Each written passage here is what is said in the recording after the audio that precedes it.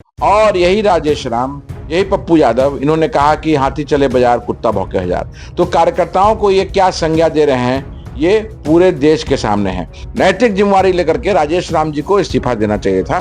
शर्मनाक हार हुई है, ये हमारी मांग है, तो इसमें क्या गलत हम कर। और राजेश राम जी कर रहे हैं पार्टी फोरम पे, तो सदाकत आश्रम ही तो बिहार कांग्रेस के बिहार का मुख्यालय है, तो वहां नहीं हम अपनी बात रखेंगे तो कहाँ रखेंगे।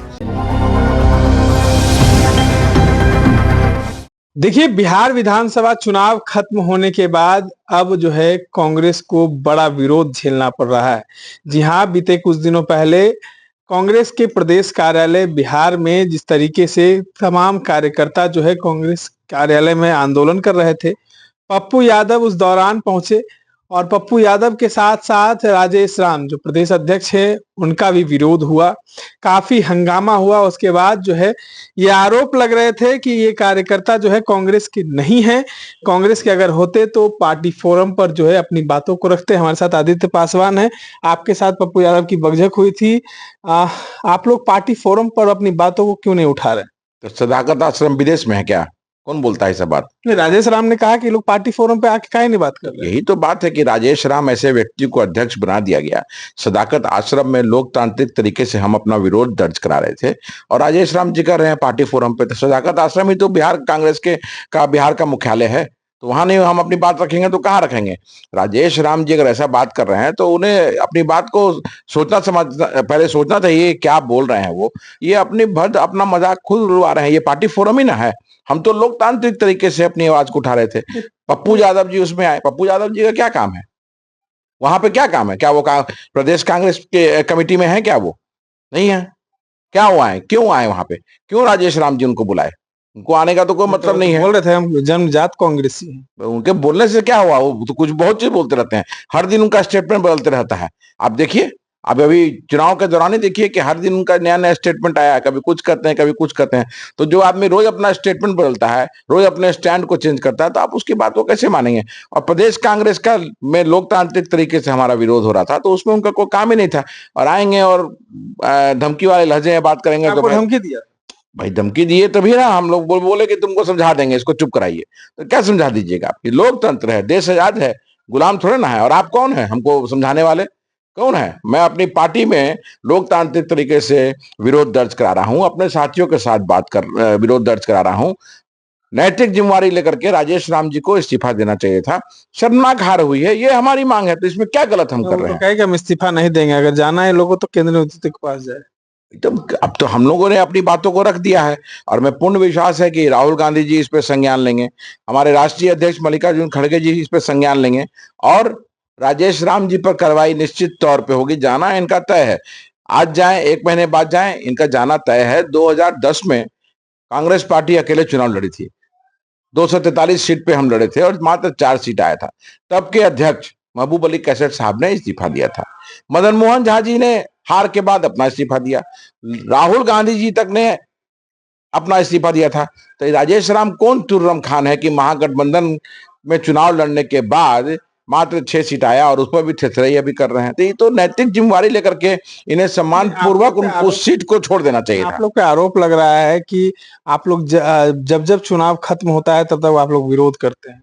मेरा चुनाव खत्म होने के पहले ही मैंने पिछले बार भी आप लोगों ने प्रदेश प्रभारी को आज चुनाव के वोटिंग के 15 दिन पहले मैंने होटल मौर्या में यही सवाल किया था कि आप टिकट बेच रहे हैं, संघ के एजेंडे को लागू कर रहे हैं प्रदेश कांग्रेस में।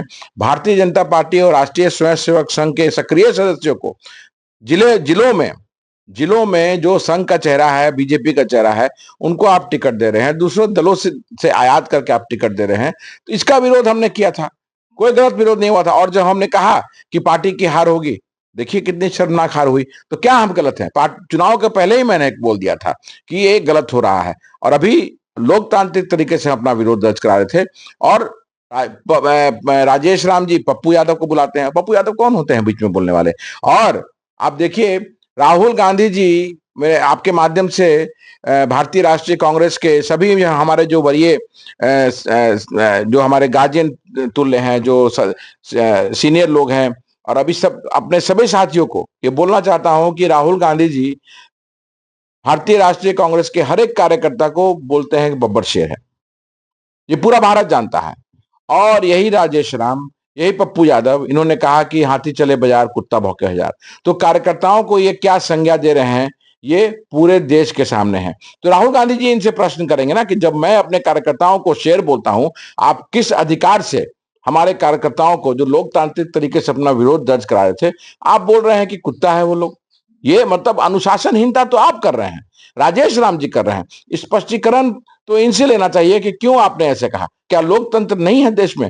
क्या भारतीय राष्ट्रीय कांग्रेस में लोकतंत्र नहीं है? We believe in the Constitution of India. We believe in the Constitution of Indian National Congress. And more than that, we believe in that spirit of Constitution. तो उसके लिए हम लोग लड़ाई लड़ रहे हैं। ये भी कहा जा रहा है कि आप लोग के द्वारा जो विरोध किया जा रहा है, किसी के द्वारा कराया जा रहा है, कि आप लोग के पीछे किसी के हाथ है?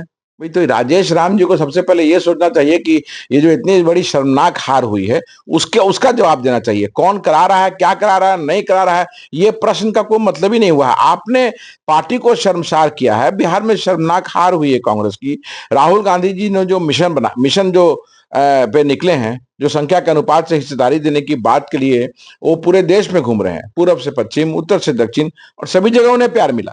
बिहार में भी जब वो वोटर अधिकार यात्रा, उसके पहले भी पिछले 2 सालों से लगातार बिहार में कार्यक्रम कर रहे थे, तो हर जगह उन्हें अपार प्रेम मिल रहा था। उस मिशन का सौदा इन्होंने किया, जो माहौल उन्होंने बनाया था। बिहार के लोग भारतीय राष्ट्रीय कांग्रेस की बिहार इकाई को एक विकल्प के तौर पर देख रहे थे, और उस माहौल का इन लोगों ने सौदा किया है टिकट बेच करके। तो ये इसका जवाब देना चाहिए ना। ये आरोप, ये क्या फालतू बात करना है? कोई करा रहा है, कौन कराएगा? कौन कराएगा? मैं पूछना चाहता हूं। बोलिए, राजेश राम जी से पूछिए, कौन कराएगा? आदित्य पासवान को कोई कंट्रोल कर सकता है क्या? बता दीजिएगा, प्रूफ कर दीजिएगा, तो राजनीति में छोड़ दूंगा कि आदित्य को कंट्रोल करता है। क्या बात करते हैं राजेश राम जी? आप फालतू बात, बिना सिर पैर का बात आप करते हैं, और बिना सिर पैर का बात करके ही आपने चुनाव में हरवाया है। आपने खुद चुनाव में कहा था कि पार्टी में हाथी का चल रहा है, घोड़ा का चल रहा है, बेनू का चल रहा है। वही हाथी घोड़ा को आप बगल में बैठा करके प्रेस कॉन्फ्रेंस करा रहे हैं, और उल्टा कार्यकर्ताओं को आप अनाप शनाप बोलने का काम कर रहे हैं। शर्म आनी चाहिए आपको। कार्रवाई की बात कही। अरे करिए कार्रवाई, कौन रोक रहा है कार्रवाई? करिए कार्रवाई, रोक कौन रहा है? चिट्ठी है एक, निकाल दीजिए चिट्ठी। अभी बोलते हैं, अभी चिट्ठी निकाल दीजिए। कौन डर रहा है चिट्ठी से? आदित्य पासवान किसी चिट्ठी का मोहताज है क्या? हमारी आवाज बुलंद थी कल हमारे समाज के लिए, हमारी आवाज बुलंद है आज अपने लोकतांत्रिक मूल्यों की रक्षा करने के लिए, कांग्रेस के हर सिपाही के लिए, और वो आवाज हमेशा बुलंद रहेगा। ऐसे ऐसे लोग हमारी आवाज को नहीं दबा सकते हैं। चलाओ, देखो तुम्हारा चिट्ठी का क्या होता है। चिट्ठी से क्या फर्क पड़ता है? तमाम बातों को सुन रहे थे। इस तरह के तमाम अपडेट्स के लिए बने रहे इनसाइडर लैब के साथ।